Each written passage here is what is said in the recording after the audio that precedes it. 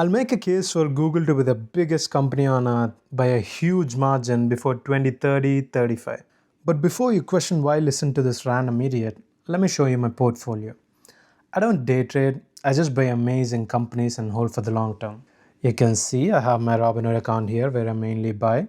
Separate from this, I have another 300,000 in a Morgan Stanley account which has 160k in Google and 140k in other more safer companies.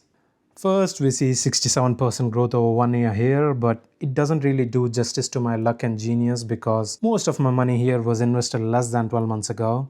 I'll first go to stocks, you see, 1 year, 80%. These are kind of sorted in the order of money I hold, starting with Rocket Lab, which is one of the first stocks I invested in. We grew about 8 times, but I also have another Rocket Lab option which grew 25 to 30 times. I'll show that some other time. Next up, Reddit. 45k, a gain of about 100%. But I started putting my money long ago in Reddit, so the increase from my base is almost 200% as you see here. Then we have Roblox, again, same story, good gains. And we started investing just at scroll, $40 itself. I don't want to spend too much time here, but I'll slowly scroll down my portfolio and you can see what stocks I own. Scroll again and you can see the growth percentage 690, 160, minus 30. Fucking lunar.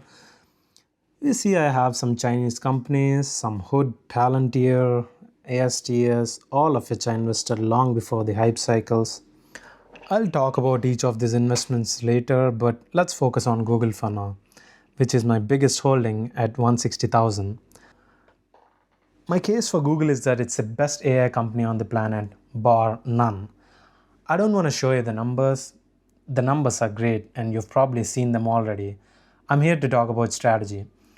The same way I think before investing in all the stocks I showed above. To show the strategy clearly, I've vibe coded this table. I probably put too much time into this, so you better fucking pay your attention. Each green check mark indicates better and better capability, and a star indicates an exceptional advantage a company has in that category. Models.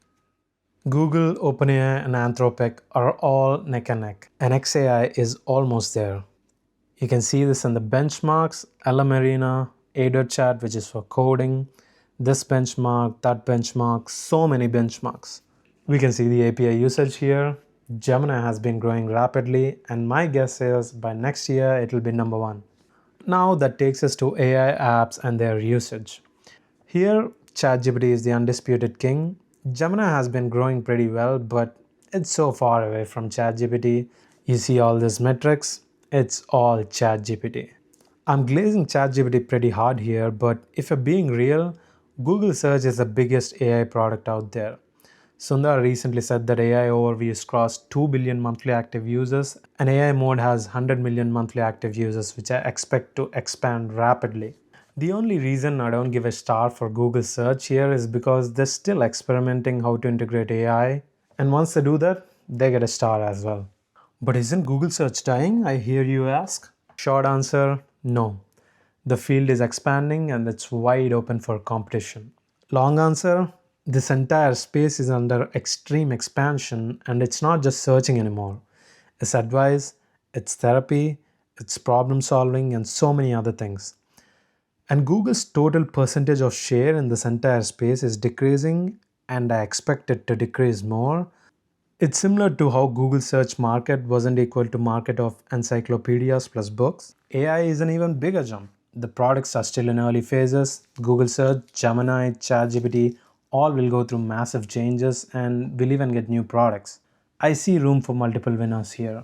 Having said that, I think Google will still remain dominant even if its market share decreases a little, especially in searching for information because they have the best search index, best distribution, lowest cost for LLMs, and they have YouTube and they have maps. But I can also see a bit of weakness here. Google doesn't seem to have the same intent as OpenAI when building Gemini. OpenAI and even Meta want to build life companions, which is what people seem to want, like an AI partner. My point here is that Google and similarly even Anthropic aren't fully on this. They have a much stronger and responsible safety teams. It's like trying to build an Instagram competitor while wishing for a better mental health for the users. It's just not possible. I think you get my point here. Next up, cloud. You know AWS and Azure are kings here. Google is also pretty decent, and they might even have a stronger tailwind here because TPUs, the greatest decision in the history of infrastructure decisions. Because of having both the model and infra in house, they can research faster, they can keep the products cheaper, and they can swing their massive balls on NVIDIA.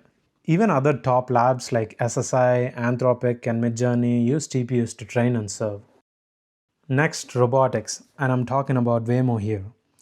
Google put billions and billions into self driving for a long, long time, and now Waymo is scaling like mental. Look at this beautiful graph. 100 million miles fully autonomous, safer than most humans.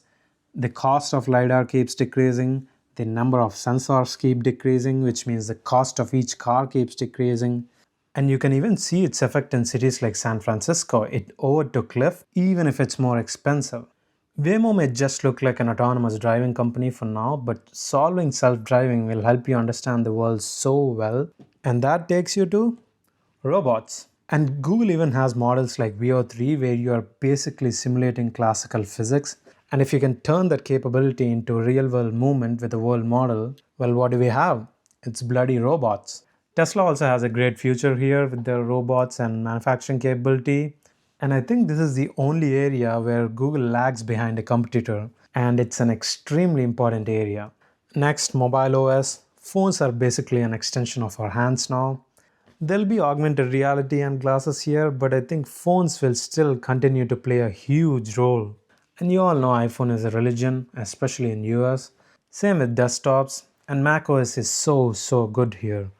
I really don't understand what Microsoft's strategy is in turning Windows into a garbage OS, but I thank Satya for giving an opportunity for Google here to do something with Chrome OS, especially given that Chrome OS is huge in American education system. But I don't have much hopes here given Google's track record in hardware.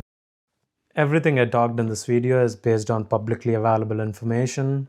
If you have any questions, ask in the comments below. Obviously, there's some risk of DOJ breaking up, but that would also be a huge loss for American AI leadership. So I don't really see it happening. And to humor some finance pros, let's say search is dying, Waymo is shit, Gemini is shit. Even in that case, there is still the cloud and YouTube business, which are both growing very healthily, both more valuable than Oracle and Netflix equivalently, which gives us 1.2 trillion today. I plan to buy more of this stock, and that's it. Let me know if you have any questions in the comments. See ya!